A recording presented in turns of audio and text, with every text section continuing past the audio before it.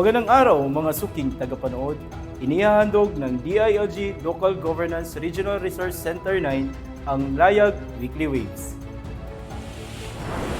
Ang Layag Weekly Waves ang magsisilbing tagapaghatid ng balita tungkol sa mga programa ng kagawaran at mga kaganapan na dinaluhan nito para sa pamayanan sa loob ng isang linggo. Ito po ang inyong lingkod, Melvin Guhil, Administrative Officer 3 mula sa Finance and Administrative Division. At para sa paglayag ng ating mga balita, tune in with me as we do the 8th Weekly.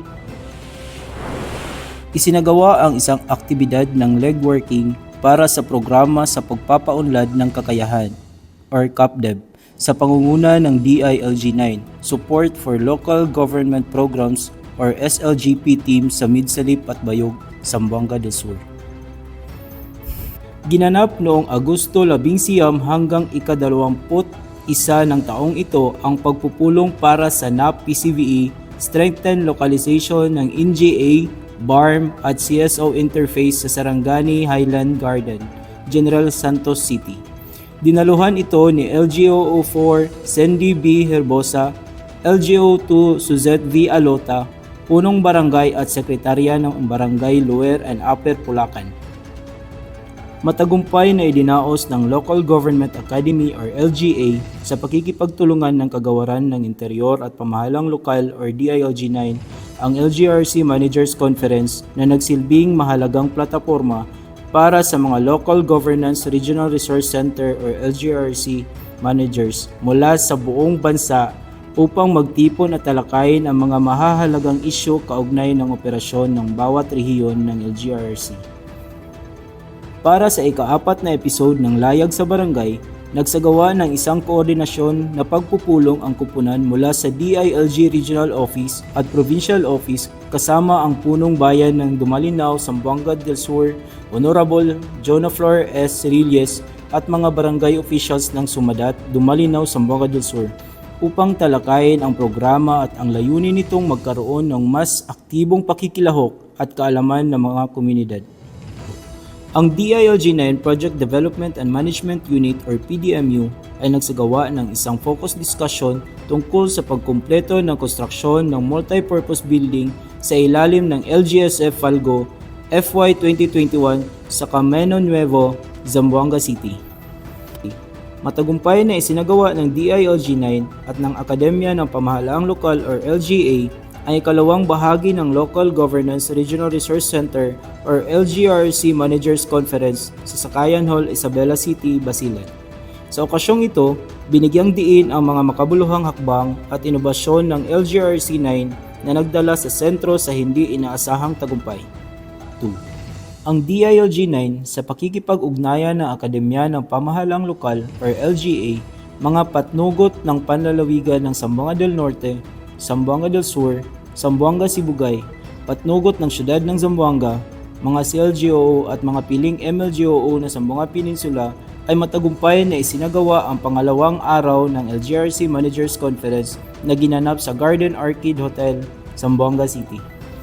Si LGO6 at SGLG Regional Focal Person Mayan Situden ang pangunahing nanguna sa pre-validation coaching para sa SGLG noong Agosto 21, 2024 sa Dumingag Organic Academy, Dumingag, Zamboanga del Sur. Kamakailan ay nagsagawa ang DILG 9 PDMU ng Most Significant Change Interview at Site Inspection sa proyekto ng multipurpose building sa Tampalan, Isabela City, Basilan na pinunduhan sa ilalim ng programang LGSF Falgo. Si DILG 9 Regional Director Faisal O. Abutazil kasama ang mga provincial, city directors at mga kinatawan mula sa iba't ibang LGU sa Region 9 ay lumahok sa Local Governance Summit na ginanap sa Philippine International Convention Center or PICC. Mainit na tinanggap ng DILG 9 ang mga kinatawan mula sa tanggapan para sa ibang komunidad ng Bangsamoro sa ilalim ng tanggapan ng Punong Ministry ng Bangsamoro Autonomous Region in Muslim Mindanao or BARM noong Agosto 22, 2024. Bilang bahagi ng pagpapalakas ng lokal na pamahalaan at pagpapabuti ng mga inisyatibong nakatuon sa komunidad, Matagumpay na nagsagawa ang Department of the Interior and Local Government or DILG-9 ng dalawang yugto ng technical na tulong para sa paghahanda ng barangay development plans sa Isabela City.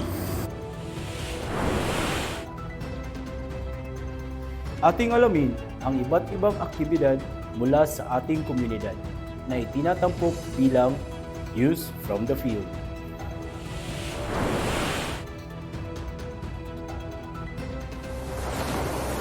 Hi! Maligayang pagbabalik. Ako po pala si January Picobar, Information System Analyst 1 ng DILG Zamboanga Sibugay. At muli na naman tayo maglalayag para sa linggong ito. Inihahatid namin ang mga balita mula sa lalawigan ng Zamboanga Sibugay. MLGO Harvey M. Tagong participated in the Linggo ng Kabataan Gala Awards on August 18, 2024 at Podium Municipal Hall, Ipil, Zamboanga Sibugay, and served as one of the adjudicators during the poster and slogan making contest. Provincial Director Mario A. Baterna, together with MLGO Limuel C. Mijares and MLGO Harvey Hope M. Tagong, attended the dialogue and review of the proposed policy developed by the Local Government Academy or LGA, spearheaded by the Local Government Academy Zamboanga City on August 19 to 20, 2024. DILG Diplahan was taped by DepEd for a training partnership regarding the orientation on the rules of conduct and ethical behaviors of government officials at Barangay Gaolan, Diplahan, Zamboanga Sibugay on August 21, 2024.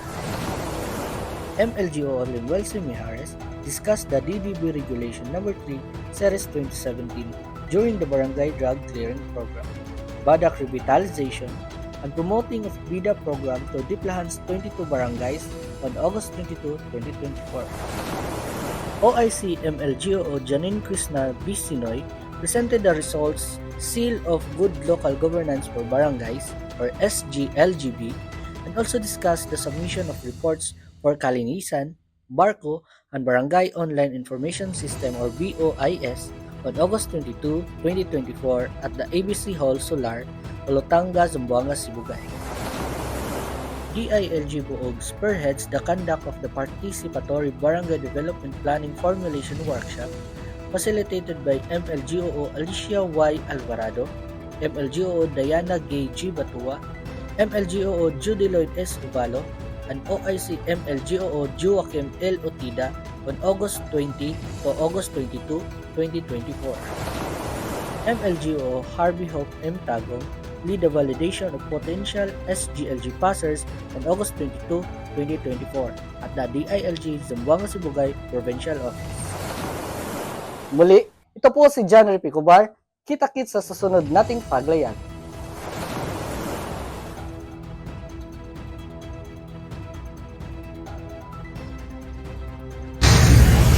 Ang ating henerasyon ang henerasyon ng pagbabago. Ito si Julius G. Hamillo mula sa Kagawaran ng Interior at Pamahalang Lokal ng Zamboanga del Norte, nag-uulat para sa News from the Field. Isinagawa ng DILG Zamboanga del Norte ang kanilang tradisyonal na Lunes na flag ceremony noong ika-19 ng Agosto 2024 sa DILG Provincial Office. Ang seremonya ay nagbigay diin sa pagkakaisa at dedikasyon ng bawat kawani sa kanilang tungkulin para sa bayan. Ipinahayag ni Honorable Nurabet T. Carlotto, punong bayan ng Tampilisan, ang State of the Municipality Address noong ika-19 ng Agosto 2024. Sa kaniyang talumpati, binigyang diin niya ang tagumpay ng mga hamon na hinaharap ng bayan, pati na rin ang mga plano para sa mas maunlad na Tampilisan. Sa kaniyang State of the Municipality Address noong ika-19 ng Agosto 2024, binigyang diin ni Honorable Roberto L. Oy Jr., punong bayan ng Liloy, ang mga nagawa ng pamahalaang bayan at ang mga plano para sa patuloy na pag-unlad ng Liloy. Binigyang diinin niya ang patuloy na dedikasyon ng lokal na pamahalaan sa serbisyo publiko. Idinaos noong Agosto 20, 2024 ang turnover ceremony ng mga natapos na proyekto ng Local Government Support Fund Support to Barangay Development Program LGSF SBDP sa mga barangay ng Siayan, Sagibo, Makasing at Pangi. Dinaluhan ang nasabing seremonya ni Honorable Alberto J. Bungkawel, Alkalde ng Siayan, MLGO Chandi Ramani B. Ubot, mga punong barangay ng Gibo, Makasing at Pangi, at ang mga kinatawa ng DILG Zamboanga del Norte na sina Engineer Frederick Tulsi B. Ucupi, Ayan Esignar at Joey E. Salaveria. Nagdaos ng liguhang staff meeting ang DILG Zamboanga del Norte Provincial Office noong 21 ng Agosto 2024. Tinalakay ang mga kasalukuyang proyekto at pinagplanuhan ang mga susunod na hakbang para sa mas maayos na operasyon. Dumalo si MLGOO Monet Ruaya Ahmad sa ginanap na katarungang pambarangay Skills Enhancement Orientation ng Bayan ng Katipunan noong August 23, 2024 na ginanap sa Mibang Hotel, Dipolog City. Nagbabalita sa linggong ito para sa mga kaganapan mula sa Zamboanga del Norte. Maraming salamat sa inyong pagsuporta at pagtangkilik. Muli, ito po si Julius G. Hamil, nag-uulat para sa News from the Field.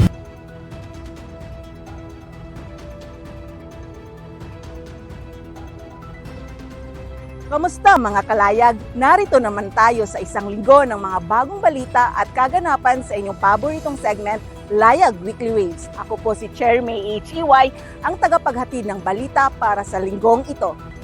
Tutok lang para hindi mahuli. Pagpapatibay ng kakayahan ng DILG Zamboanga del Sur Cluster 1 sa SGLG Framework, National Validation Coaching at pagpupulong noong ika-21 ng Agosto taong 22.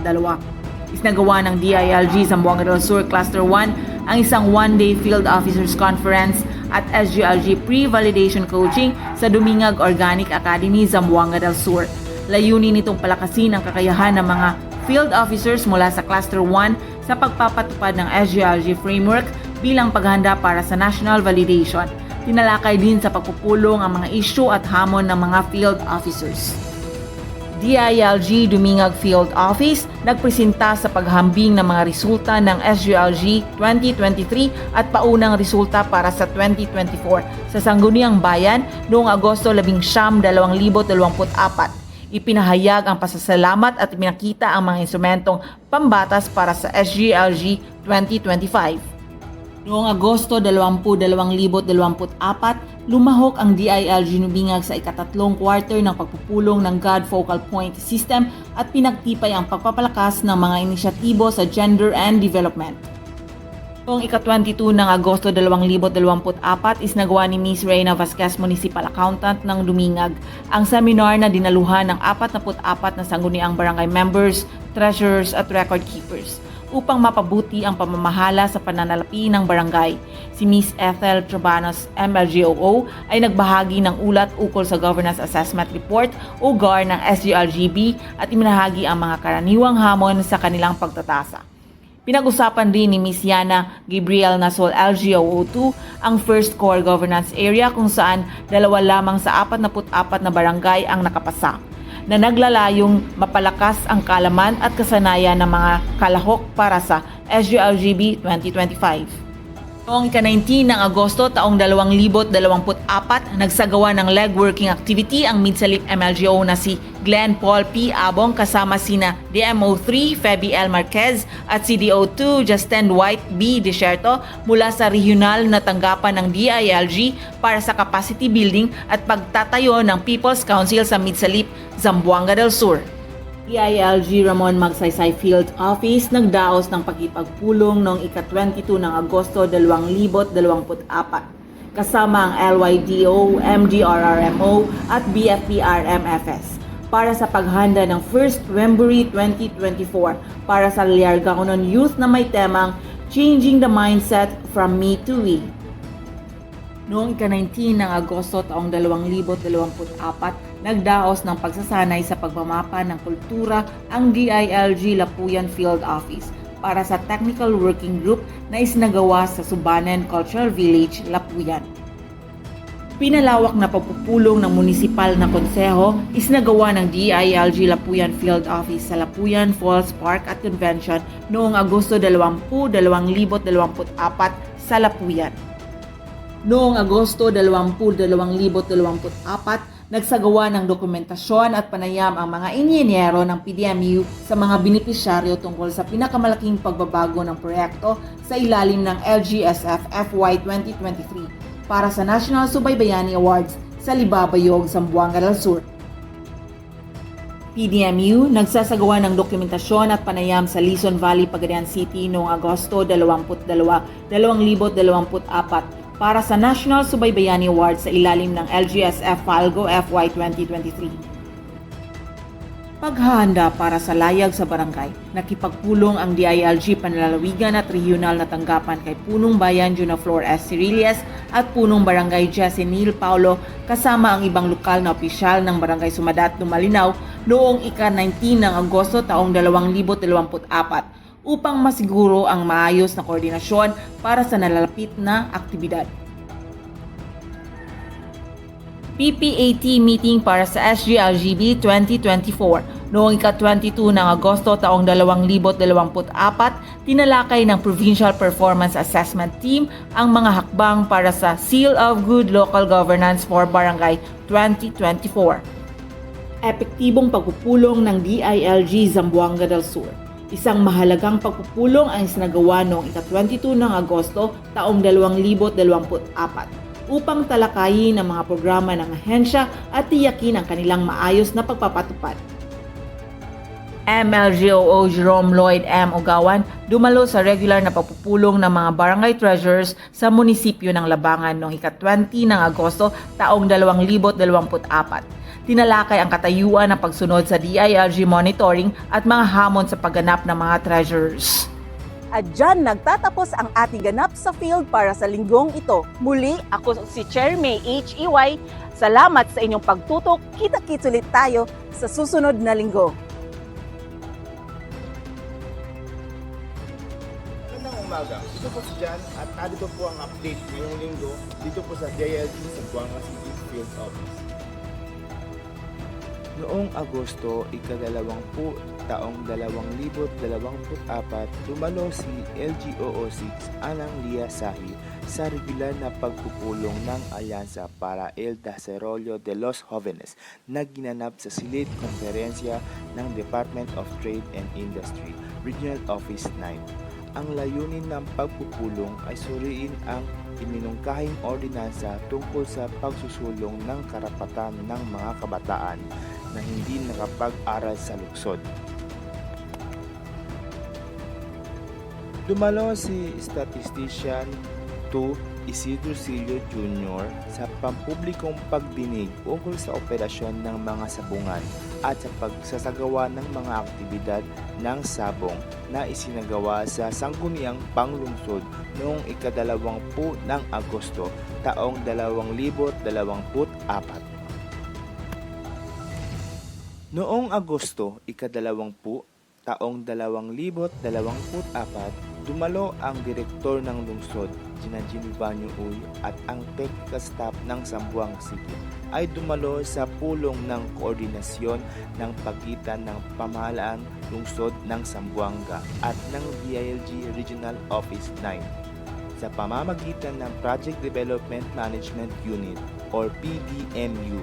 Kaugnay ng katayuan ng proyekto sa ilalim ng Local Government Support Assistance sa mga government units or LGSF FALGU. Dumalo si LGOO4 Angelita Centillas sa Local Council for the Protection of Children and Violence Against Women, LCPC VAW, sa kwantalyang pulong na ginanap noong ika-21 ng Agosto taong 2024 na isinagawa sa Astoria Hotel sa Zamboanga City. Ang direktor ng lungsod, Gina S. Banyo Uy, ay lumuhok sa 2024 Local Governance Summit LGUs sa Bagong Pilipinas na ginanap noong ika-22 hanggang 23 araw ng Agosto taong 2024 na isinagawa sa Philippine International Convention Center, lungsod ng Pasay. Ito po ang mga update dito po sa DILG Zamboanga City Field Office. Muli, ito po si Jan. Maraming salamat at magandang umaga. Buenos días. Assalamualaikum warahmatullahi wabarakatuh. This is ILPS Pagayunan presenting you the highlights of the weekly Layag News for the The DILG Isabela City, in collaboration with the City Government of Isabela and Liga ng mga Barangay, has conducted a training workshop on the formulation of the Barangay Development Plan with all 45 barangays of Isabela City at the City Gymnasium. Participants of the said activity are punong barangays, barangay secretaries, barangay kagawads, and partners from the civil society organization.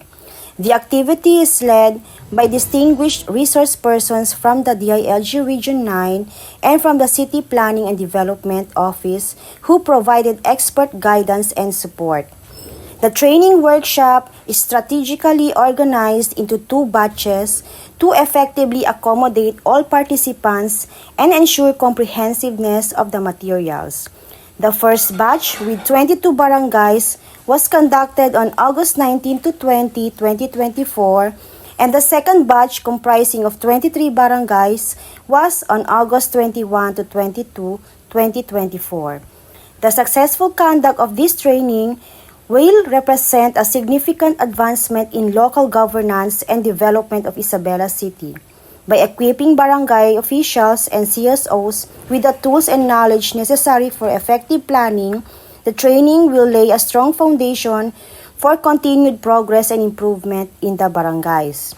And that's it for this week's updates. Stay tuned for more updates and highlights from DILG Isabela City on future episodes of Layag Weekly Waves.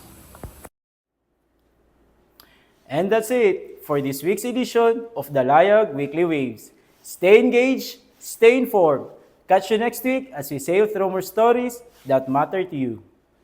Padayon sa Paglayag, Rehiyon 9.